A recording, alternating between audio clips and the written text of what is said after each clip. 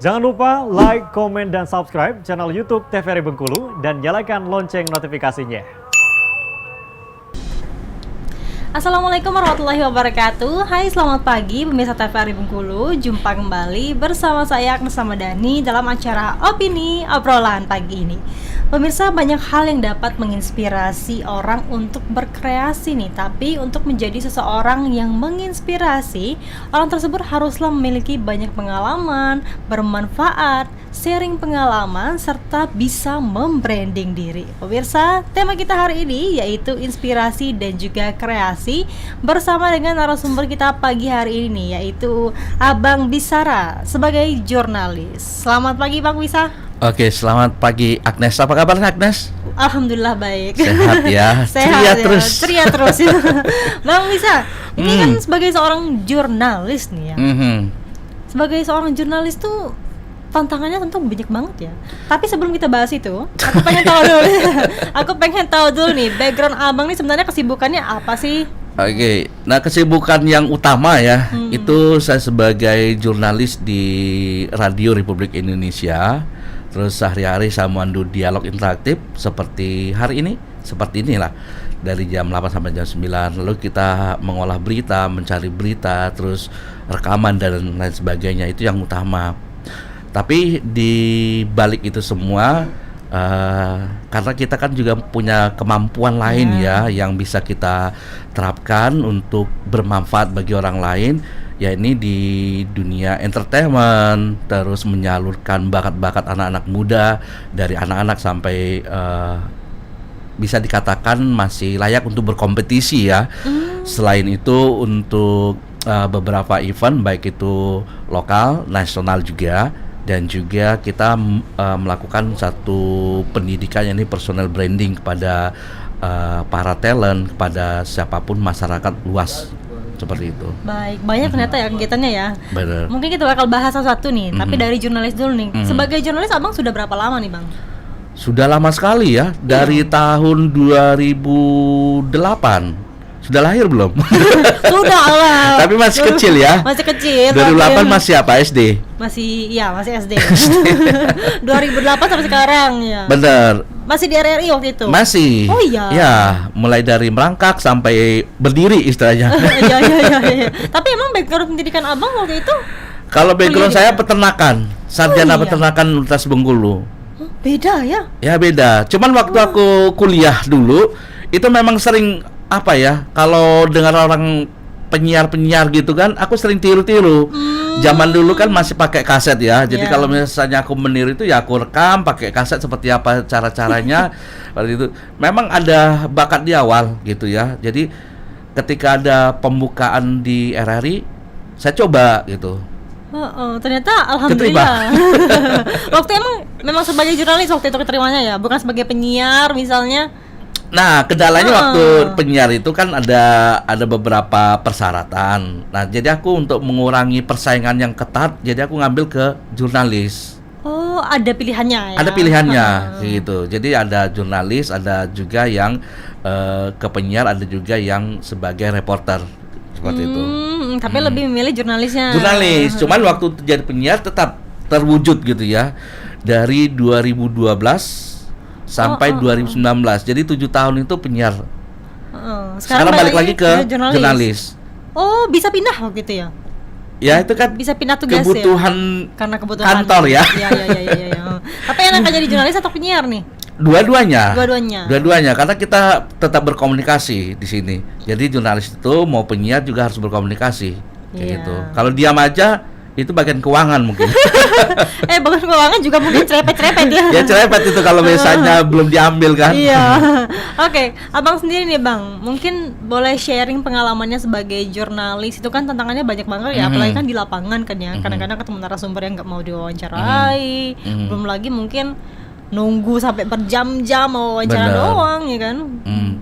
Tantangan banyak ya, dan itu tantangannya menjadi satu pembentukan diri kita. Karena jangan sampai ketika tantangan ini ada, kita makin down, semakin mundur, tapi ada hal-hal yang menarik di situ yang kita pelajari. Misalnya kalau jurnalis ini kan ketika ada kebakaran, kita kan harus standby gitu untuk menyiarkan informasi tersebut dalam keadaan hujan misalnya. Atau misalnya kayak pada zaman-zaman gempa ya 2020. Nah 2020 2000 ya 2000 ya 2002 atau pokoknya itu gempa 2007 ya 2007. Nah 2007 terus 2000 berapa pokoknya itu kita juga harus turun dalam keadaan apapun. Bahkan kita ke kabupaten-kabupaten perbatasan kota dan Bengkulu Utara situ untuk daerah-daerah yang benar-benar sama sekali susah untuk informasi. Jadi melalui radio itu mereka mendapatkan informasi apa aja yang terjadi di daerah tersebut gitu. Jadi tantangannya ada banyak pastinya. Termasuk dengan ya itu yang dikatakan tadi ada narasumber yang no comment. No comment ya. No comment dulu katanya kan. Bahkan ada yang takut ya. Nah, karena narasumber ini sebenarnya apa ya? Kita pengen itu jangan takut untuk menjawab aja. Satu sisi sebenarnya kenapa kita mau bertanya itu biar informasi itu benar-benar akurat. Takutnya kalau misalnya kita tidak mendapatkan informasi dari narasumber yang berkompeten, itu nanti seperti bola liar ya. Jadi masyarakat itu beropini masing-masing. Kayak gitu, itu sangat berbahaya. Jadi paling penting memang narasumber ya setidaknya welcome lah terhadap jurnalis gitu ya. Benar-benar itu tantangannya ya sebenarnya. Berarti abang ini bukan cuma di kota aja ya, tapi juga ke kabupaten-kabupaten gitu kalau liputan ya. Ya, kalau itu yang untuk kabupaten yang waktu-waktu yang tertentu dan yang urgent yang tadi yang dibilangkan ketika ada bencana. Karena kalau untuk tempat kerja kita itu kan untuk daerah-daerah itu kan belum ada reporternya. Jadi bersama tim waktu itu? Iya dong, bersama tim. Termasuk dengan kegiatan pemilu. Kalau pemilu itu kita ke daerah-daerah bisa dikatakan dusun-dusun ya. Nah di situ kita juga ditempatkan untuk melakukan kegiatan pemilu mulai dari pencoblosan sampai penghitungan. Jadi sampai malam kita pulang. Kayak gitu, itu tantangannya. Jadi kalau kalian yang mendengarkan hari ini itu kan menariknya atau tantang itu menurut kalian yang suka ya udah mulai dari sekarang harus belajar mental yang penting ya. Iya. Mental, kalau misalnya kita nggak ada mental ya udah kerjanya cari yang sesuai dengan minat dia gitu, jangan dipaksakan. Iya. Tapi setiap kerjaan kayaknya harus mental semua ya. Harus dong. Gimana mau berkembang kalau nggak bisa? Nah, kalau nggak ada mental yang kuat. Tapi kan ini kan abang backgroundnya dari pertanian ya, ke jurnalis. Peternakan ke jurnalis nih. Susah nggak sih waktu awal-awalnya berbaur gitu kan? Karena kan belum pernah awalnya ya cari berita, ngeliput berita, terus ngolah berita, disebarluaskan ya kan. Karena gini ya, dunia pekerjaan itu kadang tidak linear dengan dunia pendidikan kita, ya seperti itu. Biasanya ada yang dari hukum, kerja di bank, begitu. Yang menjadi waktu itu yang aku harus lakukan adalah belajar. Kayak gitu. Jadi aku belajar itu melalui stasiun televisi yang ternama gitu kan. Bagaimana sih cara dia menyampaikan informasi gitu dengan lugas, tegas kayak gitu. Jadi ibaratnya seperti aku tuh baru membuka blukar seperti itu. Apa yang terjadi di depan tuh nggak tahu. Jadi yang penting aku tebas, melangkah terus ya. Tahap demi tahap, senior juga memberikan pelajaran, tidak dilepas ya ketika udah kita waktu baru masuk ya, nggak semata-mata dilepas gitu ya. Tetap diberikan bimbingan apa yang harus saya kerjakan, tahapannya seperti apa, seperti 5W1H, apa yang harus saya lakukan seperti itu. Semua dipelajari. Dari pengalaman itulah menjadi satu tolak ukur saya bahwa ada beberapa anak-anak yang magang gitu kan di kampus itu, ternyata mereka walaupun basicnya jurnalis, ketika dia magang itu tidak bisa diterapkan. Jadi kamu belajar apa sih dek di bangku kuliah gitu. Kadang-kadang ya adalah yang penting apa yang dia lakukan hari ini adalah magang gitu. Jadi kita tetap bertukar informasi, jadi kita berbagi begini deh buat berita segala macam gitu. Pernah nggak sih bang? Saya kan juga sering-sering tuh ya dengar-dengar kalau wartawan tuh pernah ada sampai yang dikasih amplop Misalnya, Bang, nanti buat berita yang bagus-bagus ya, gitu kan. Pak, masih kejadian nggak sih kayak gitu? Kalau yang berita bagus-bagus itu tidak juga. Dia kalau amplop itu bukan bicara mengenai ada berita kasus ya kalau saya ya. Belum pernah. Karena saya lebih ke kegiatan yang tadi yang bencana. Itu mana ada orang mengamplopin yang berduka, bener. yang kebakaran tapi mengamplopin. kan ada juga kayak gitu. Ya bencana dia tolong gitu buatin dia. Berita yang lain. Kalau bencana ya harus real di lapangan. Yang lebih ke misalnya ada kayak semacam seminar gitu, BIMTEK gitu. Itu mereka nggak bicara, tapi memang sudah ada alokasi anggaran untuk publikasi kayak gitu. Tapi kalau ke hal-hal itu rumor-rumornya mungkin ada ya. Yang misalnya memang secara langsung memang narasumber ini bisa dikatakan sebagai sumber utama bahwa dia bisa membranding diri tadi. Iya, membranding diri segala macam. Ya. Nah, tolong ini gitu. Tapi sejauh ini kita lebih banyak ke ini ya, kegiatan-kegiatan yang lebih luas seperti itu dibandingkan yang seperti tadi gitu. Apalagi sekarang kan banyak caleg-caleg nih ya. Iya, tahun politik kan ya. Tahun politik kayak gitu. Nah, Dek, tolong buat ini ya berita. Iya, tolonglah diundang gitu. Tolonglah ya. Gitu. Oke, Bang Bisa. Tapi kalau Bang Bisa sendiri nih, mungkin ada cerita menariknya ketika jadi jurnalis gitu. Tantangannya di lapangan tuh sebenarnya lebih susah ya, karena kan orang-orang itu kan kalau misalnya di bangku kuliah itu kan secara teori saja ya. Benar. Tapi nggak tahu di lapangannya gimana nih. Gitu. Itulah di lapangan waktu dia magang. Gitu. Jadi kalau tantangan, makanya kadang masih kelabakan mereka ya. Benar. Yang tantangan yang aku ingat itu ada dua kejadian palingnya. Yang pertama itu adalah pas gempa. Jadi pas gempa itu aku ditempatkan di daerah pantai. Waduh, ngeri banget. Seperti itu. Di daerah apa yang dekat SMA 1 itu. Jadi aku posisikan di situ.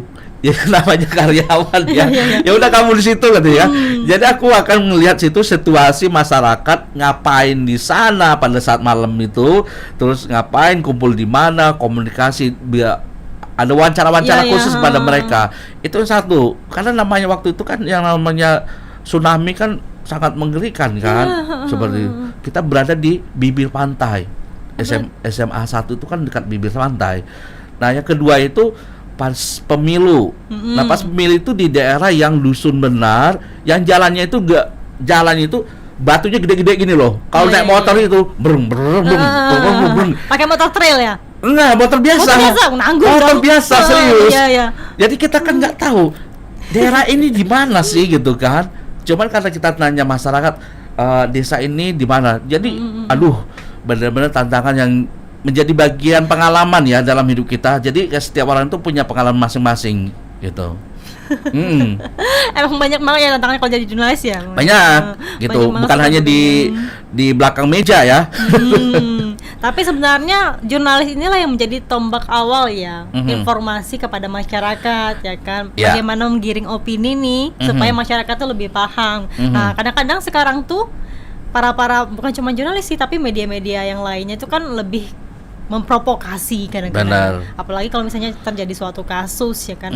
Tapi kalau kita enggak ya Bang ya? Enggak ya. Seperti itu. Kalau kita kan bisa dikatakan bahwa RRI ya, seperti itu, lembaga publik gitu. Jadi lembaga publik memang dia harus pro ke publik gitu. Bukan ke partai, ke orang-orang tertentu. Ya, kita harus benar-benar lembaga publik. Tapi sampai sekarang Abang sendiri masih Bang ke wilayah kabupaten misalnya? Untuk sekarang ya? Untuk sekarang lebih fokus ke host. Oh iya, host dialog. Gitu. Sampai aku dong berarti. Nyari narasumber susah ya.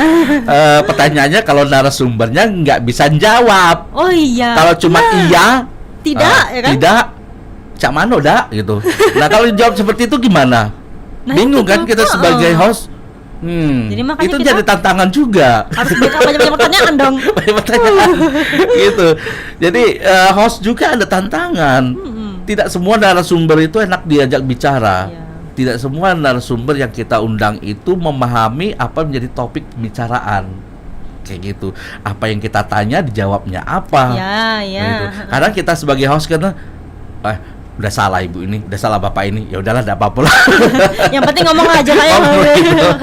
Tapi kalau misalnya radio itu kan, misalnya kita mulai blank, itu kan bisa dikasih jeda lagu atau enggak nih sebenarnya? Ada sistemnya Nggak sebenarnya ada. ada program. Jadi saya yang bantu, kita yang bantu gitu. Jadi kita bisa mengulangi pertanyaan untuk memperjelaskan apa yang kita tanyakan. Oh iya. Kayak gitu. Jadi kita bisa bantu-bantu dikit supaya dia tuh nggak blank gitu. Kadang-kadang apa dah gitu. Jadi sering kayak gitu juga ada. Udah diam juga kita Diam kan. juga. Kalau kita nunggu pertanyaannya kan. Ya, apalagi kan kalau sudah di RRI sudah live juga ya melalui YouTube channel. Jadi ekspresi wajah itu kelihatan. Benar, apalagi kalau kita bingung ya, kelihatan banget nih. Benar. Oke, Bang, bisa kita jeda dulu. Nanti kita bahas lagi ya dengan tema kita yaitu inspirasi dan juga kreasi. Pemirsa, kami akan kembali setelah jeda pariwara berikut ini.